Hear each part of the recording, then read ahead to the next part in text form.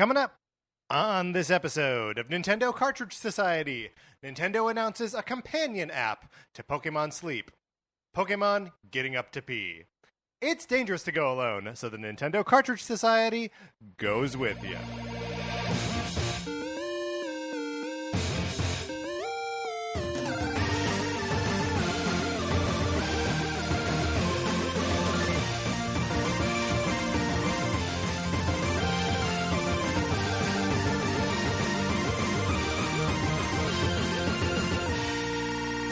Welcome to Nintendo Cartridge Society. My name is Patrick Ellers, and I'm joined, as I am always joined, by my co-host, Mark Mitchell. We've got a good show for you today. We're going to be talking about the news from the week, including updates on when we can expect Pokemon Sleep, and then on Thursday, we are finally ranking all of the Mario series. But Mark, in the meantime, how's it going? It's going great. You know, we were playing Everybody 1-2 Switch right before we started recording, which we will talk about, I'm sure. Not the segment for that yet. yet. I'm sure we'll be talking about it a little bit more, but as part of it, when you're playing on your smartphone, it asks you to, like, take a selfie or take a photo. Yes. And I initially did that, but so when I smile, a sincere smile, my eyes... The whole world sincere smiles with you? That's right, yeah. I like squint. Like, my eyes get, like, really small. And so, but I know this. But I know this about myself. Yes. And so I try to combat it by, like, opening my eyes really wide. That's dangerous. It just looks insane. It looks insane. I look deranged. It doesn't work. Yeah, exactly. I just did it, yes. Yeah, it doesn't. It's a combination that doesn't work. So I've just... We're squinty, smiley boys. We are. We really are. That's We're what happens SSBs. when we smile. That's right. If you want to support these squinty, smiley boys, you can go to patreon.com/Nintendo Cartridge Society. And if you want to support us at the 8-bit or 16-bit levels, you will get access to monthly episodes of miniseries that we're recording. We did NCS Detective Club, where we talked about detective shows. Now we are in the throes of NCS Goes Broadway. We talked about Chicago, the musical, not the city. And we're going to be talking about a different musical every month for the next 5 months. So very excited about what's happening over there. Absolutely. Also, you can join our Discord. Join the Discord. And you don't have to be a member of the Patreon in order to join. It's free. Anybody can do it. All you got to do is send us an email to Nintendo Cartridge Society at gmail.com. Let us know you want in the Discord. We will send you an invite, and you can come join and talk about Nintendo stuff, non-Nintendo stuff. We're posting cat videos. It's all going on. It is, in fact, all going on. And look, if you hear an episode of the show and think, that's a conversation I'd like to be a part of, like the Mario series, determining those series, there is a conversation raging in there. So, like, get in. The show keeps going in the Discord. All right, Mark, are you ready to get into talking about Everybody 1-2 Switch and what we've been playing this week? Yeah, let's do it.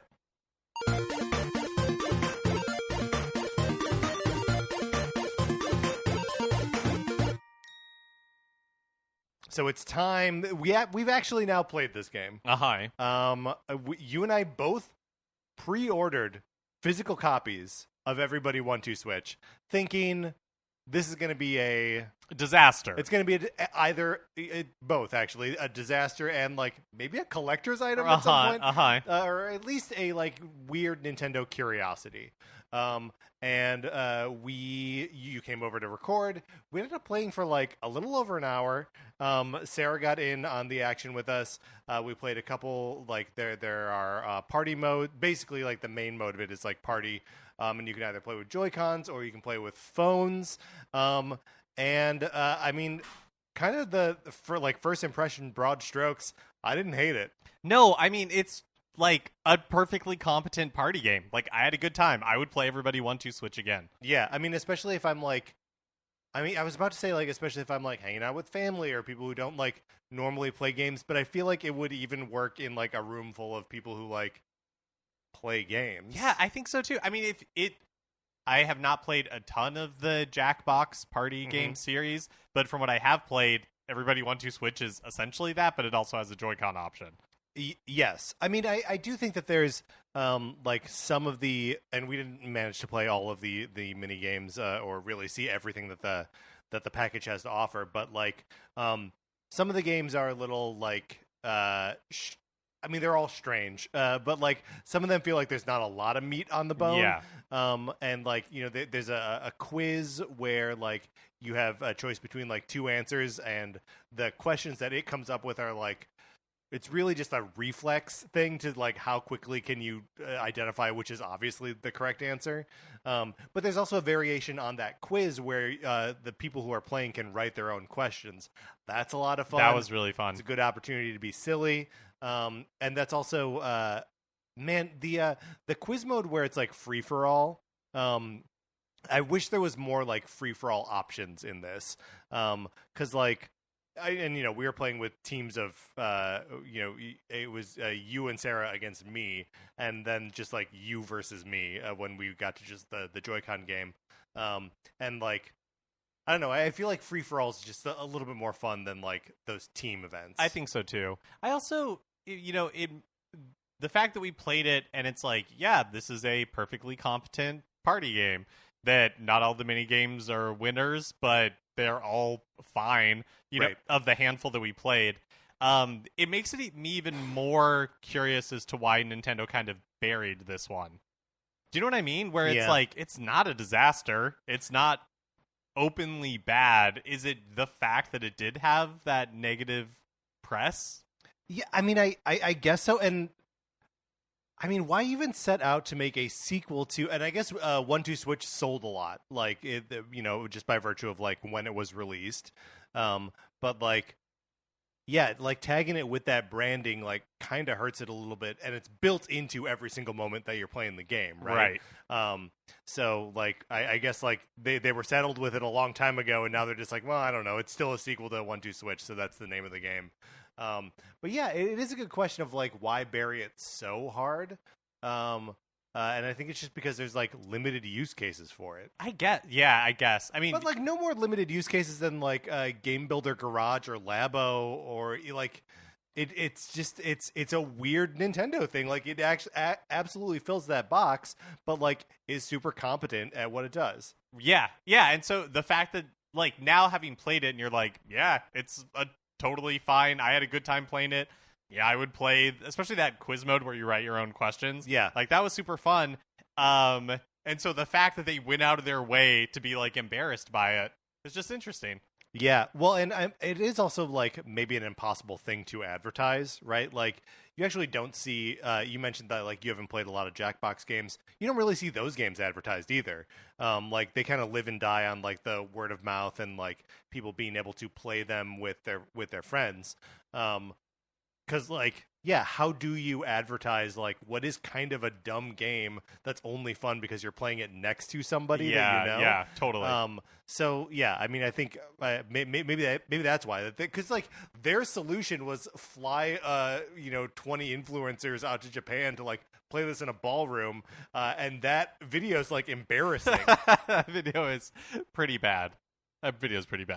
Any other thoughts before we move on, maybe forever, from talking about Everybody 1-2 Switch? No. I think if you picked it up, it's fine. It's fine. I think it's fine. So, you know, like a couple of weeks ago, I went on like a trip with some friends of mine, and we played Super Mario Party, and, you know, that was fun. But I think if I were in that situation again, I would pull out Everybody 1-2 Switch, and we'd play it for a little while, and, like, have probably as much fun as playing Super Mario Party. Like, you get an hour and a half of fun out of it, and then be like, all right, let's do something else. I will say one of the, funny things about Everybody 1-2 Switch, the original... Oh, no, sorry, just 1-2 Switch, the original game, is how bizarre some of the mini games are, like what they ask you to do and things like that.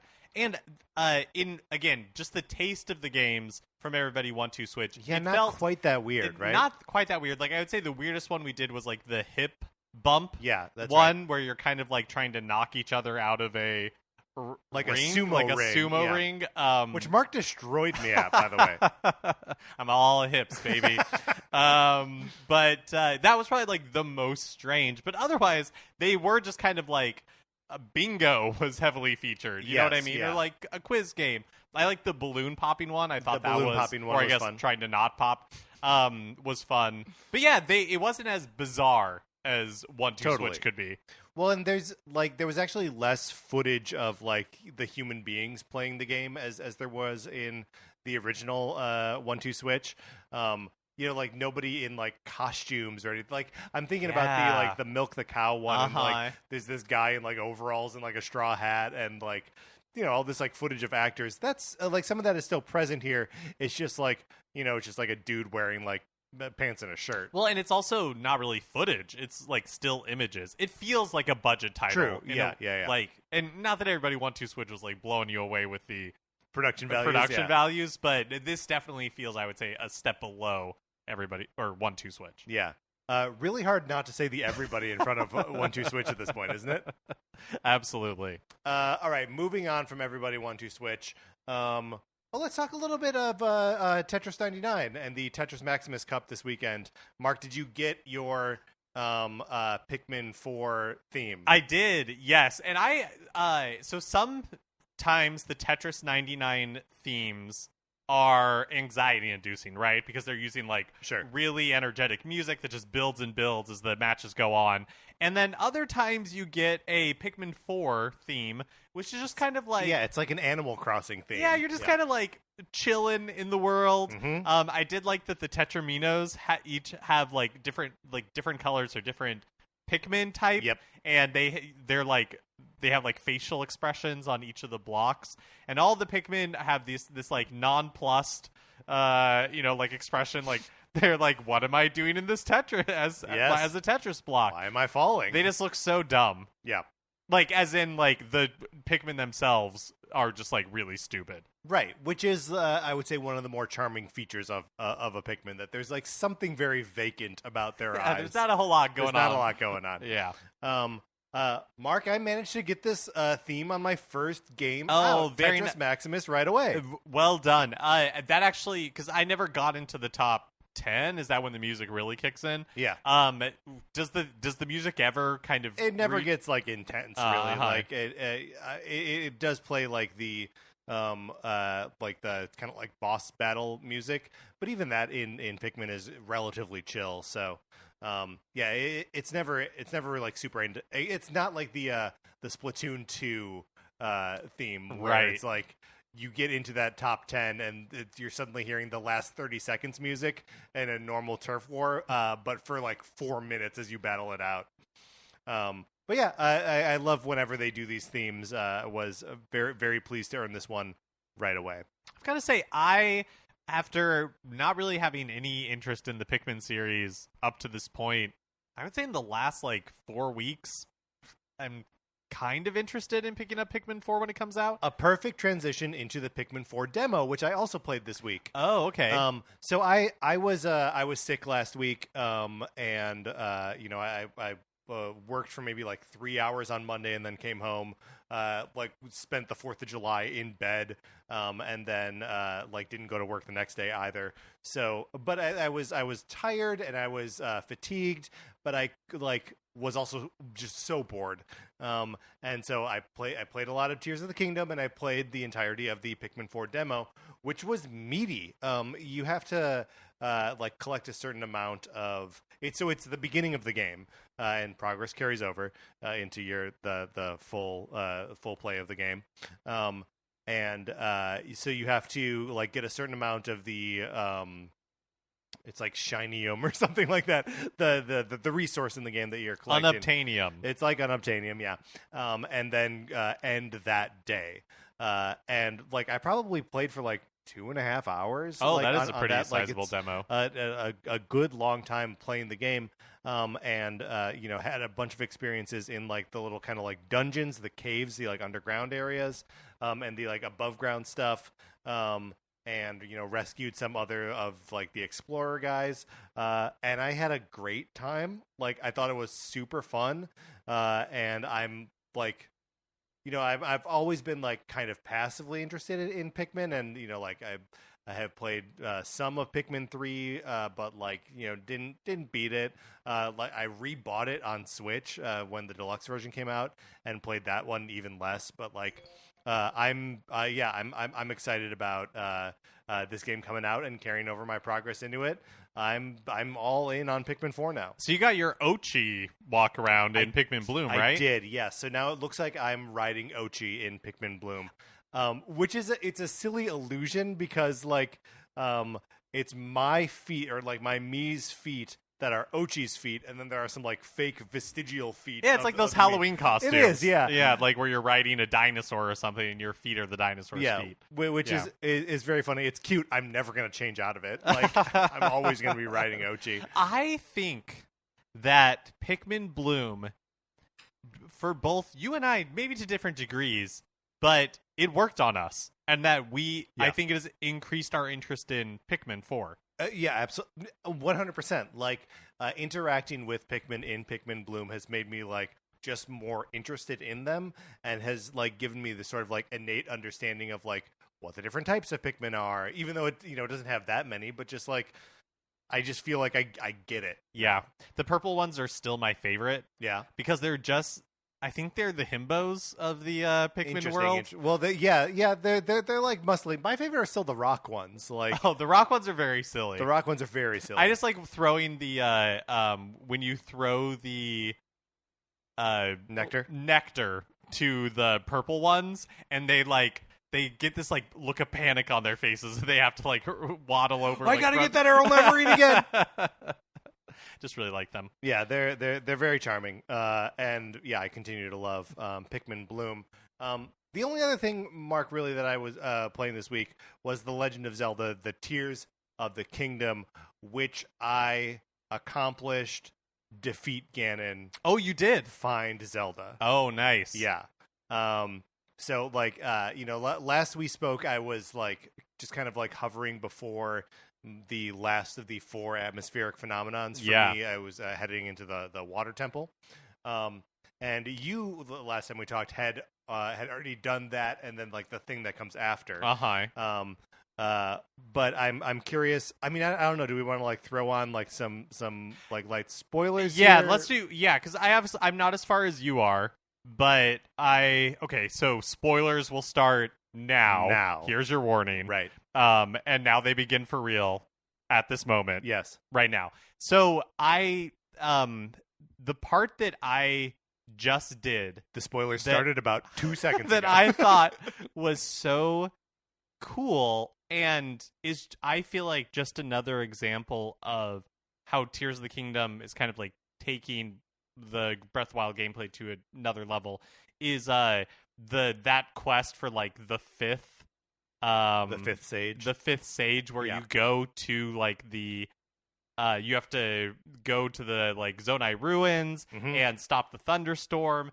And because I had gone up to the Sky Islands where the thunderstorm was, and it was like, oh, I literally can't do anything up here. Right. I'll come back later. Right. I threw down one of those like markers that you have, and then you clear that out, and you're up there on this like dragon island in the sky or whatever, and you get that last mask that is pointing with like a laser saying like go here, and then you go down, you're like in the depths, and then you have to solve these riddles. And that's where I'm at right now, is like putting the kind of like statue back together. Like there's the 4 little like dungeons or whatever that you go into. Not really dungeons, they're just, you have to get 4 pieces, right? And they're like shrine sized puzzles, that you have to solve. So I'm doing that right now, but like that whole process I just loved, thought was so cool. Yes, I mean it's the thing immediately after you clear the last temple, where you had to like go back to Hyrule Castle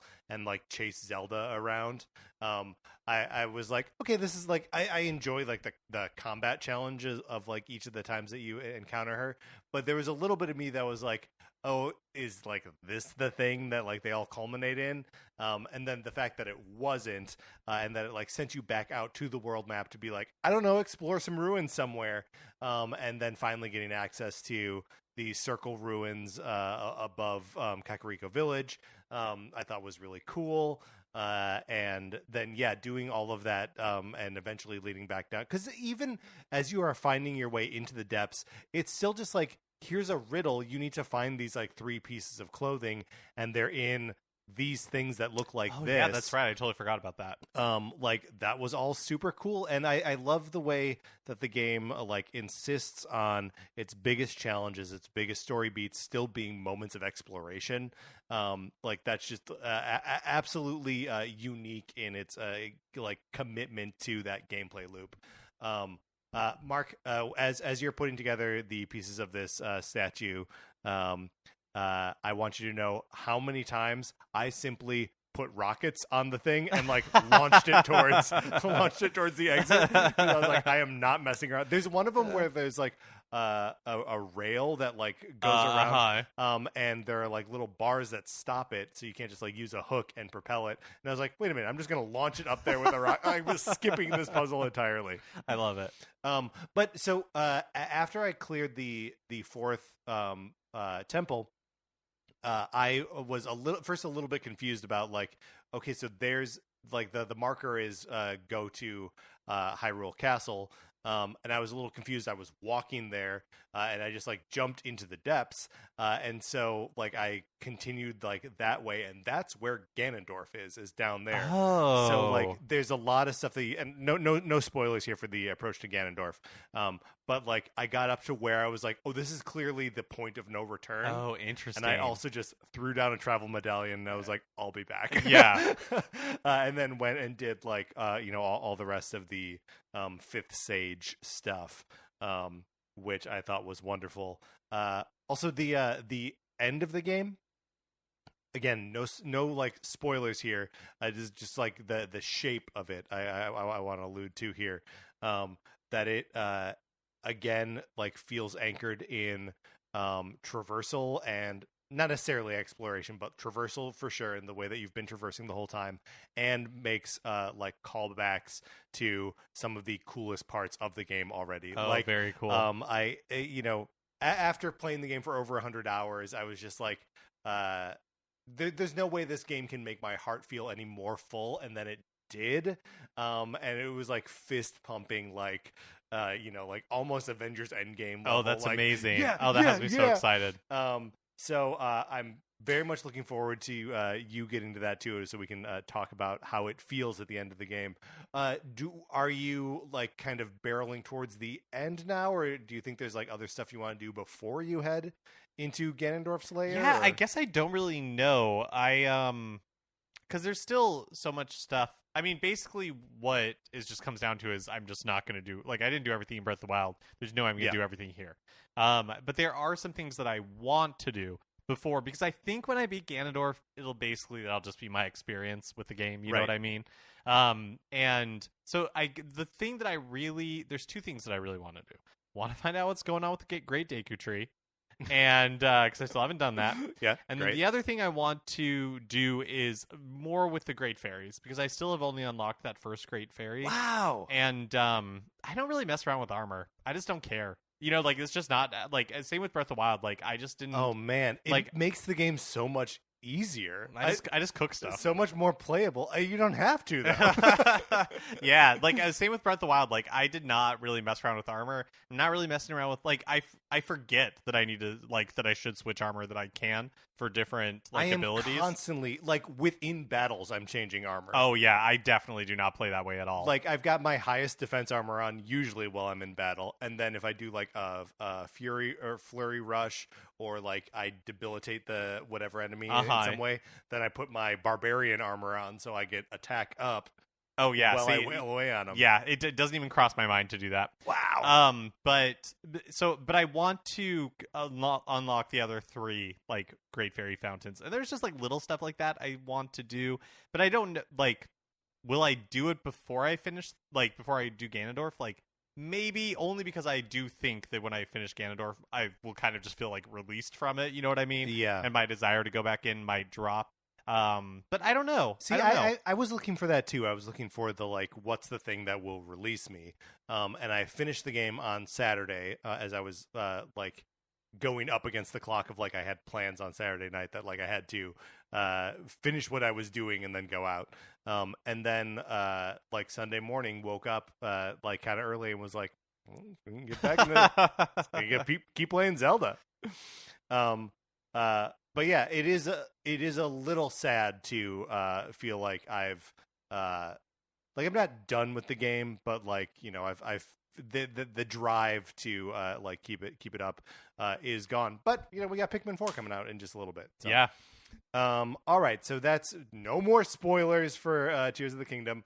That's what we've been playing this week. Let's get into the new releases and what we might be playing next week.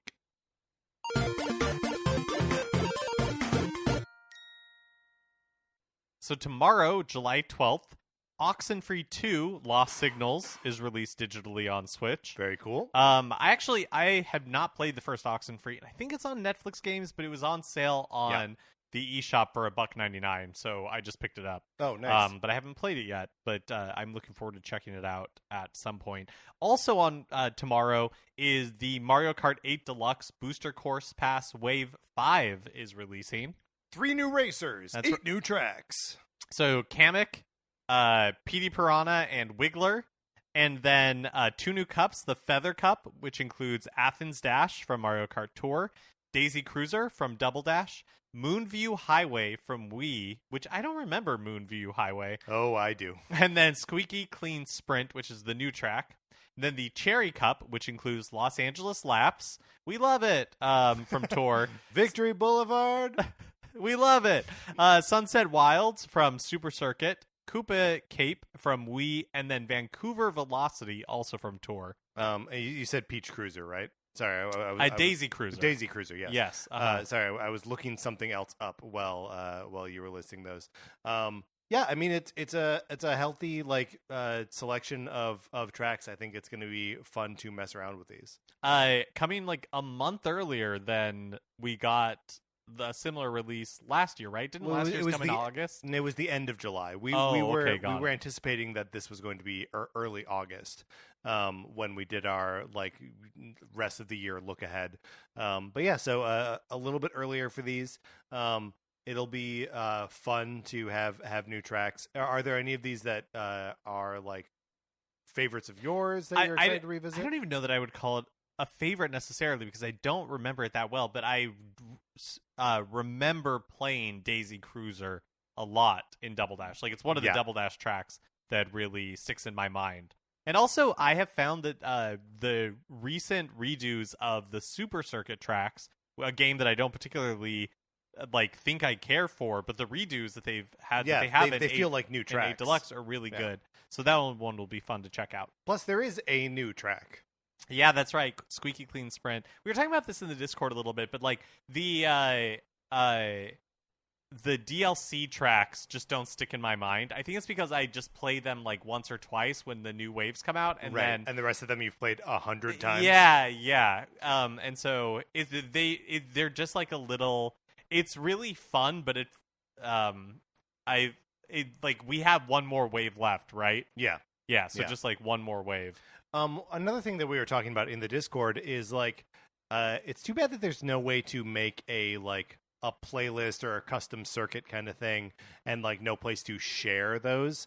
Because like if you want to play the new tracks, you have to pick like the individual circuits, and you're kind of like stuck with that. Even if like what you're really in for is like, oh, I want to like practice some of these like city tracks. There's no way to just be like, just give me the city tracks, or just give me like these 5 or 6, whatever.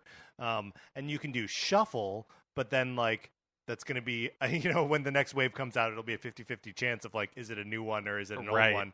And it would just be nice if there were like some kind of like parameters on there that you could say, I only want these kinds of tracks, or specifically programming a circuit of your own. It will be interesting to see if any other like quality of life updates or something happens when this wave drops, because we've had that in previous waves. That's where true. They change the balancing, or they add like little features here or there. Right. Well, like the ability to turn on and off items is something that came with one of these waves. Like sort of unceremoniously, like here's a brand new feature that fundamentally changes how you can interact with the game.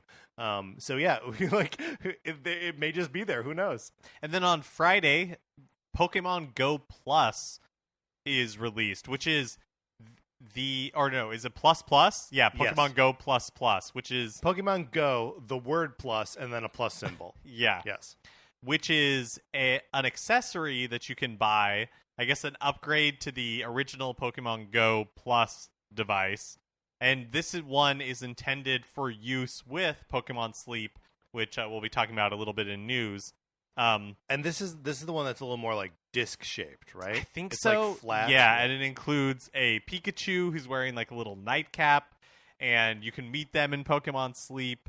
And I guess like usually players build teams of 5. I'm reading from the press release now. Usually players build teams of 5 from the Pokemon they meet in Pokemon Sleep, but the nightcap wearing Pikachu can fill in as a 6th team member. I also thought I remember hearing, wasn't there at some point something about like a lullaby that the device like sings to you, or you sing the device or something like that? I don't think it can hear you, but yeah, I think it does sing. A little Pikachu sings a lullaby to you. Yeah. So get all the ducks in a row, or I guess all the Pikachus get in a row. All the side ducks in a row. Yeah, that's right. For Pokemon Sleep to release later. I don't think we talked about it last week, but there were also a couple of Sega Genesis games that came to the Nintendo Switch Online Plus expansion pack. They were Crusader of Century, Ghouls and Ghosts, Landstalker, and The Revenge of Shinobi, which I think brings the total Genesis game count up to 44. Wow. Yeah, 44 Genesis games. I sampled all of these games this last week. Kind of a weak crop, as far as I can tell. Two of them are like close to being like Zelda clones or like Secret of Mana like games.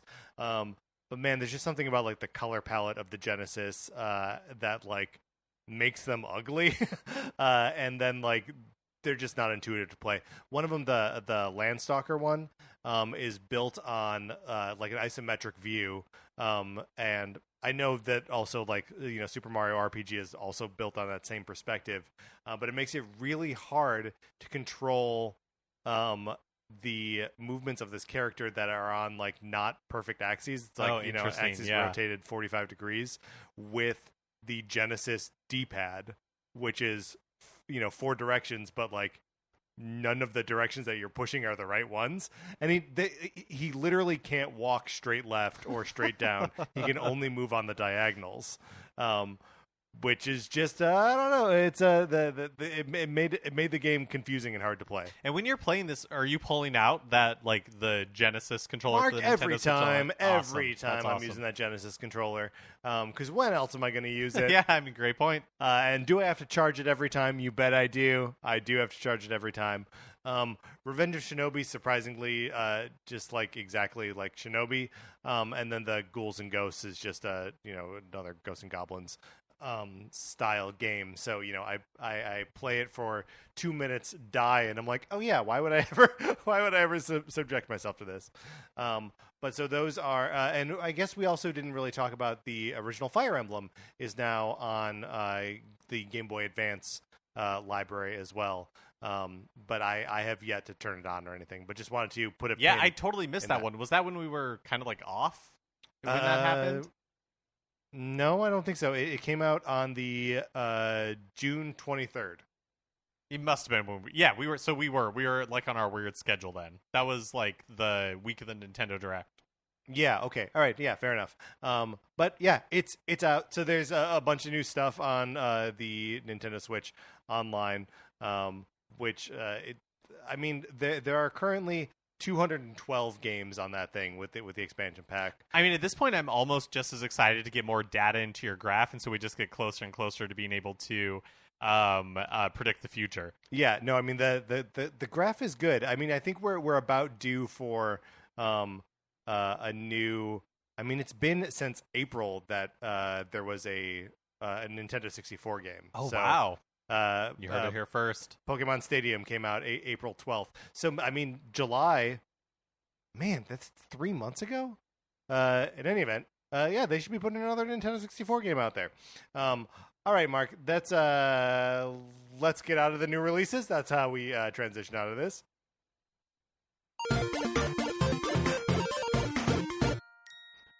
Which brings us to a regular feature on our show, and it's time for 433. In 1952, American composer John Cage wrote a piece called 433, wherein a performer or a group of performers didn't play their instruments for 4 minutes and 33 seconds.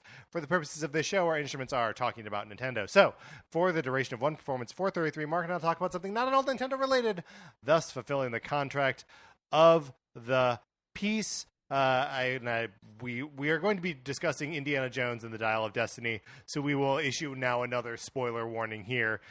Skip ahead 5 minutes because we're about to talk about Indiana Jones.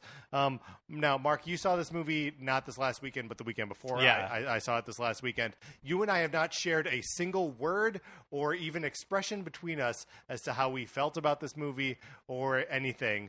So I'm just going to jump in and say that generally, I liked this movie. I liked it a lot too. Okay, great. Yeah. So the one big caveat for me is that, like, man, did I miss Steven Spielberg? I think the story of Dial of Destiny was incredible. I love the themes of it, the performances. I thought were all amazing. I thought just the general filmmaking, I missed the Spielberg touch. I was really disappointed is overly harsh. I was expecting it, especially the action, to be a little bit more tighter. Yeah, to be a little bit tighter, to be a little bit, like, funnier. Like, I felt like the action is serviceable, but lacked momentum. Right. I think, like, honestly, for me... And just lacked that, like, magic. Yeah, like, for me, I wish they could have found a way to make the movie 20 minutes tighter. Yeah, totally. It is a little long. Yeah. But I thought that it was, like you said, like, I thought, like, the themes of it were really interesting, and how, like, yes, there's, like, all the other stuff going on, but so much of it is just kind of like Indiana, and this makes it sound more dour than it is at all, but, like, Indiana Jones battling depression and figuring out, you know what I mean? It's like, it is Indiana Jones versus, like, the Nazis, but it is also Indiana Jones versus depression. Yeah, versus himself. Yeah. Well, and, like, one of the things that it feels like a joke that they killed Mutt. They killed his son off screen, that he dies in Vietnam. And like, Mutt is the Shia LaBeouf character that, like, no one really liked from Crystal Skull. But rather than that being, like, a joke, it's like it's genuinely built into the condition that Indy is in when we meet him at the beginning of this movie, and, like, his central struggle is, like, getting over the loss of that of the kid, and therefore, like, the family that came with it. Like, it's just so good to take something bad from one of the earlier movies, recontextualize it, and make it good. I also thought that the item, like, you know, the kind of like MacGuffin, the thing that they're chasing after, the Dial of Destiny, which allows them, it's not like time travel. You can't just set and go whenever you want to, but you know, it does. It identifies rips in time, but it does allow you to, like, go back in time. And I thought that was perfect for this outing because it's, like, thematically so appropriate. Right, like, Indy is a character out of time, right? And when he keeps, it's so smart because, like, it's all framed by, like, the, like, Moon Day celebration of the Apollo 11 astronauts, like, coming back and being celebrated, and it's like, that is the future. It's space stuff. Indiana Jones's students don't care about him anymore. Like, his lectures are poorly attended, and no one has done the reading. Like, it's the exact opposite of what he was before. He's stuck in the past. He's just like his dad. He's more interested in people who died 500 years ago in a different country than what's going on right now. And so it sets up such a clear, like, past versus future for this individual character and what that means for his identity. And then the fact that you throw time travel on top of it is just, like, it's just perfect. Yeah, and this is major spoilers. So even if you stayed with us at this part, if you don't want to know how this movie ends, I genuinely was like, is it possible that he will, like, he's going to stay in the past? Yeah, like, is that what he's going to do? But I thought and of course the answer is no. Of course he won't. And I love that Helena, like, makes that choice for him. Yes, but it is absolutely the right choice. I thought she was great. I thought Teddy was great. I thought, like, the band of heavies that were supporting Mads Mikkelsen were great. It's I was just like, oh yeah, I don't know if this whole movie works. The de-aging stuff in the like opening sequence, perfect. It looked really good, really, and it was good. a lot of fun. Really liked it a lot. my one thing is I just wish it was a tad more fun. Yeah. Overall. And I think some of that is the action and, like, the filmmaking. I think I think if it was tighter. But overall, I really, really liked it. Yeah, same. I mean, like, I was, I get what, like, the complaints are, and I also, like, there's a moment, like, in the conclusion, that, I could feel, like, this is a moment where you either, like, buy in or you're like, oh, this is totally stupid. And I was like, I'm in. I also think, and I know we're over, but still talking about it. But I also if think you've skipped ahead, we're still talking about it. that part of the problem with the movie, for lack of a better, or like the reception to the movie, is the theme of the movie, which is like Indiana Jones, I think, is just a character that, like, it does not resonate with a younger audiences, because you have it's so crazy to me that you have the Mission Impossible movie coming out, which I like. Those are such different action movies. You know what I mean? And like, you and I are on yes, there was Crystal Skull, but even that was kind of a nostalgia play, and it wasn't that well received. So you and I are on, like, the younger end of, like, we're younger Indiana Jones fans. Totally. And, like, I will be 40 in a few years. You know what I mean? So it's just like, I don't know that it's a franchise that means much to many generations anymore. Right. We could talk about this forever, but we are done with 433. No more spoilers here. We were accompanied today by pianist Kyle Shaw. All right, Mark, let's get into the news.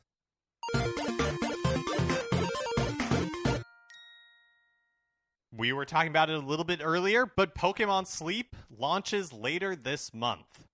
We don't know when. We don't know an exact date. Could be Friday, though. Yeah, it could be. I mean, we don't know an exact date. But the gears are definitely turning. Like, Android users in Australia, New Zealand, Argentina, and Canada are currently able to experience a beta of the game that runs now through July 13th. So not that much longer. 13th is what, Thursday? Yes. Yeah, Thursday. And then the Pokemon Go Plus Plus comes out on that Friday. Exactly. I think the game's coming out on Friday. Also, like, an event was held for, like, press outlets. Like, I was reading IGN's coverage of it, where they had reporters with, like, hands-on experience with the app. So they put them in a hotel. They had them use the app. Then they had them, like, interact with each other. You know what I mean? Like, so what a fun, like, press thing to be, like, sent to. Yeah. But I can't remember. I don't think we've talked about on the show, because I can't remember when exactly this was revealed, or maybe it was just this past week, what Pokemon Sleep actually is. Did we talk about this before? I don't think so. I mean, I think we we saw, like, that video where they, like, re-revealed, like, this is actually a product that is really coming out in the last Pokemon Presents. But yeah, let's talk about what we've learned recently. Okay, so you put your smartphone or that Pokemon Go Plus Plus by your pillow, and then you go to sleep. And during the night, it's basically, like, monitoring movement and how much you're, like, getting up and all that kind of stuff. And it tracks your sleep, and then your sleep styles. There's, like, 3 of them: dozing, snoozing, and slumbering. And then Pokemon whose sleeping pattern matches your sleep type will gather around Snorlax, who you're, like, as you're sleeping during the night, you're, like, growing your Snorlax, like, trying to get him to become bigger. Sure. And the better you sleep, the bigger he becomes. And then you can also do stuff to raise the Snorlax during the day. Let's see. You can gather drowsy power and stuff like that. During the day, the player's helper Pokemon will gather berries to give to Snorlax and can activate skills to support them in raising Snorlax. And then every Monday, players choose a new site to move to. So that way, and you encounter a new Snorlax to raise there. And so for that week, you're doing, like, sleep research in that site. And then the Pokemon that you encounter will differ depending on which area you're in. And so there may be rarer species than usual on the weekends, apparently, because many Pokemon come to sleep on the weekends. Well, you know what I love to do on the weekends? Sleep. Sleep. Yep. Pokemon 2. And then finally, you can share your sleep research with friends in a research community, and you can study each other's sleep styles, and that will help you raise your own Snorlax. I'm still confused. I still I know you just laid out a bunch of what you'll be doing, but I don't really get what any of that means. I feel like it's a total Pikmin Bloom situation, right? Sure. You're just okay, I'm just going to engage with the most obvious part of this, right? And then the other systems will reveal itself as appropriate. Yeah. So it's I'm just going to put this next to my pillow, and I'm going to go to sleep, and I'm trying to get the biggest Snorlax I can, and the rest of it, it's in God's hands. Right. We'll figure it out as we go. Are you going to mess around with this, Mark? Because I'll admit that I'm curious. Okay. What does I just the basic questions. What does any of this mean? But I mean, I don't know. Maybe this is just one of those things that you file away with Pokemon Smile, and you're no, I know how to brush my teeth. I know how to go to sleep. Right. I don't need. Maybe we should try it. Maybe we should just do a 1 week Pokemon sleep challenge. 1 week Pokemon sleep. Where we try it, where we do it every night that week, and then we get together and we'll talk about it in what we've been playing or something. Yeah. All right. I like that. Give it a good, honest try. Yes. A sincere try, and then we all buy Pokemon Go ++. Exactly. Zelda producers AJ Onuma and Hidemaru Fujibayashi were interviewed by Dutch site RTL. However you say. I would say news. And the subject of the originality of Tears of the Kingdom came up. Here's the exchange. So the question, as translated, is, and I feel like there's just layers of translation here because it's a Dutch outlet, right? And they're speaking to, I'm assuming, through interpreters in Japanese, and then all this is being translated into English, right? And so, and there seems to also be a fundamental misunderstanding of things at the heart of the question, even. But I still thought it was worth us exploring. Yeah. So the question from the outlet is: the hit game Elden Ring is said to be inspired by Breath of the Wild. Was that game also a source of inspiration for you last year? And Fujibayashi says, sorry, but we didn't really have the chance to play the game. We were too occupied with the development of Tears of the Kingdom, which resulted in us not really being able to play games. We did hear about it, though. Even if we had the time to play games, we wouldn't reuse ideas from them. When we make a game, we come up with a general concept to come up with new ideas based on that. And then the follow-up question is, that is pretty interesting because with many games from other studios, designers often talk about their inspiration from other titles.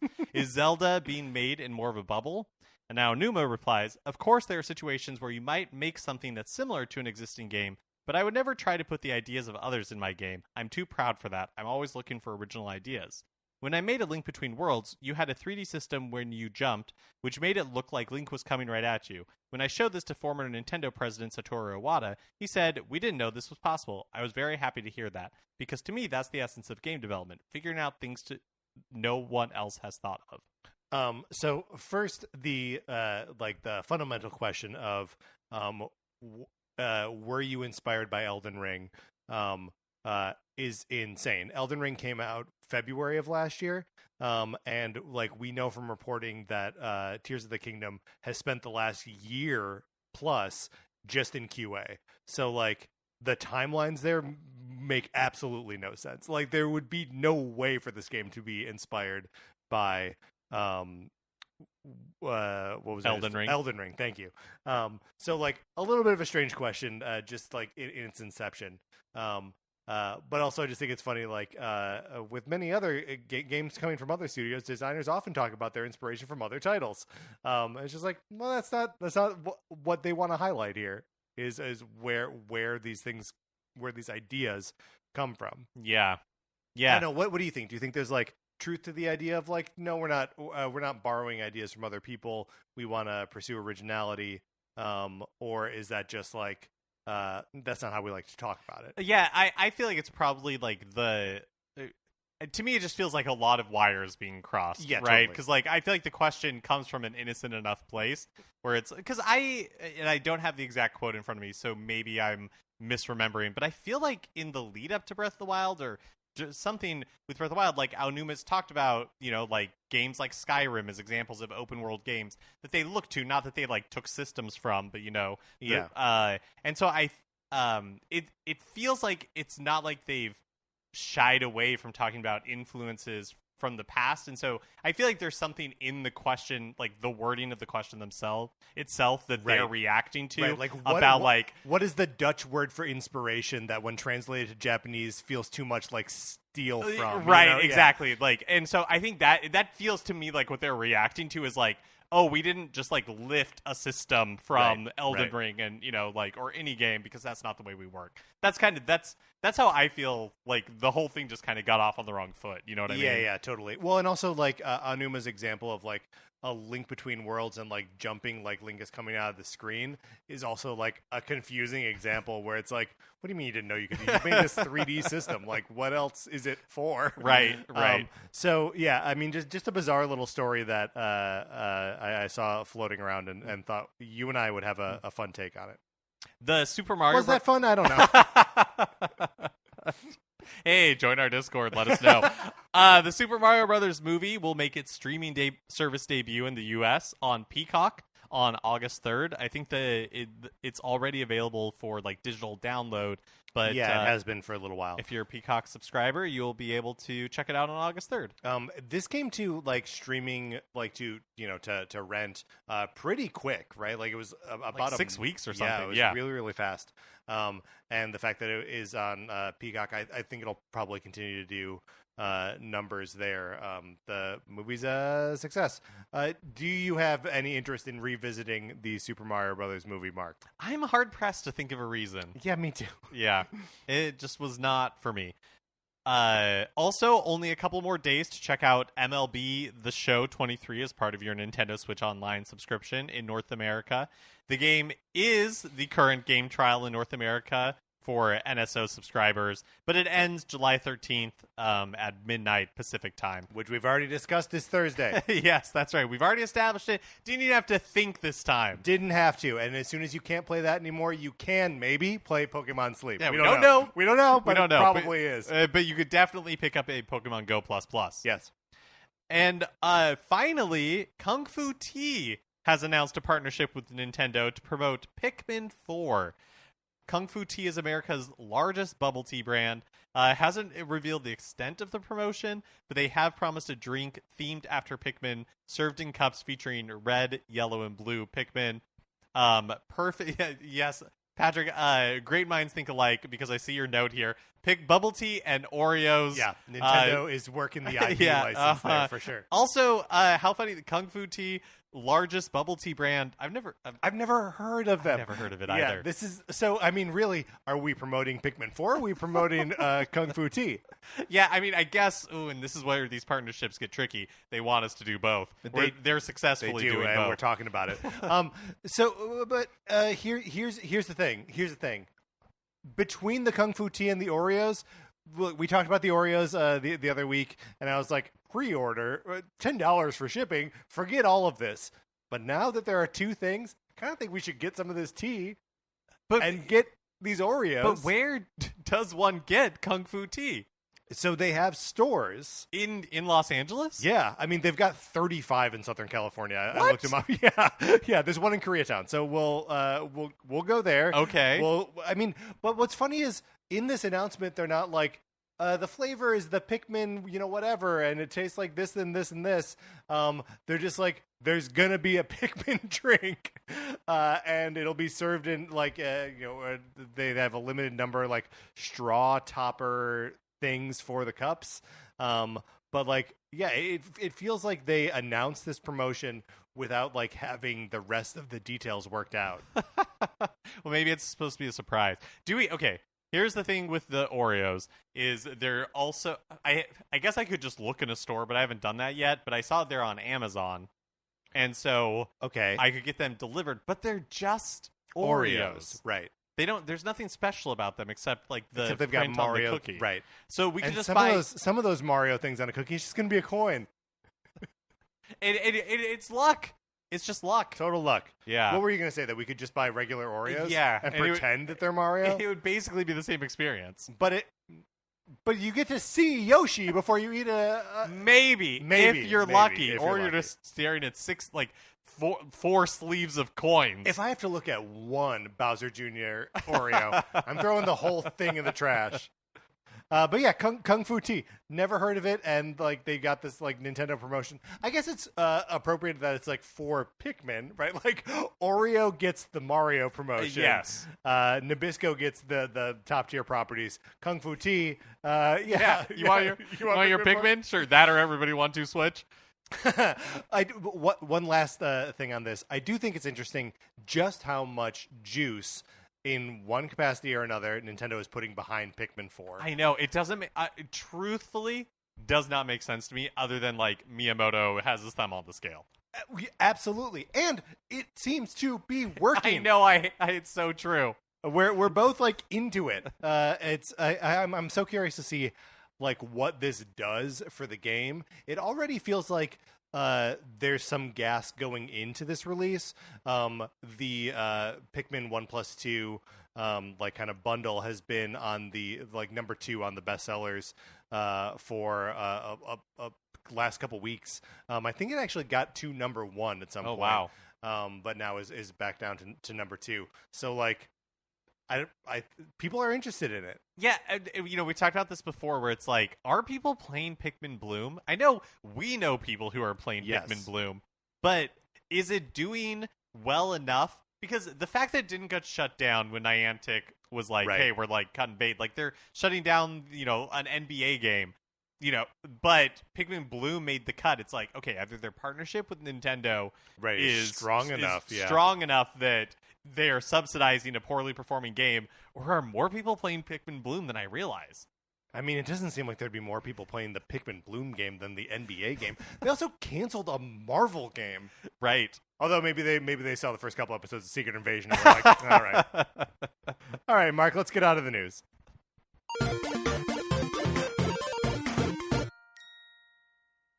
Secret Invasion, gotta say, like a real heartbreaker. Like,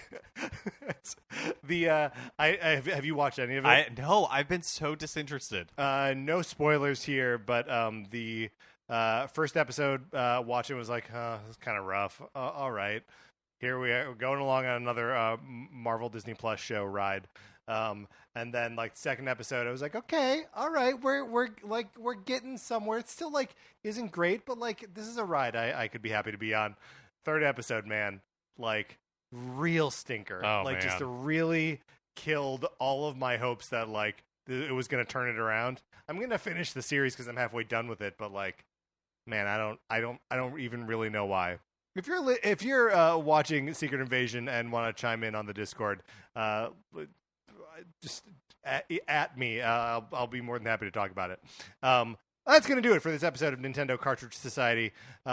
Join that Discord. You can email us for an invitation where we can talk as much smack about Secret Invasion as we want.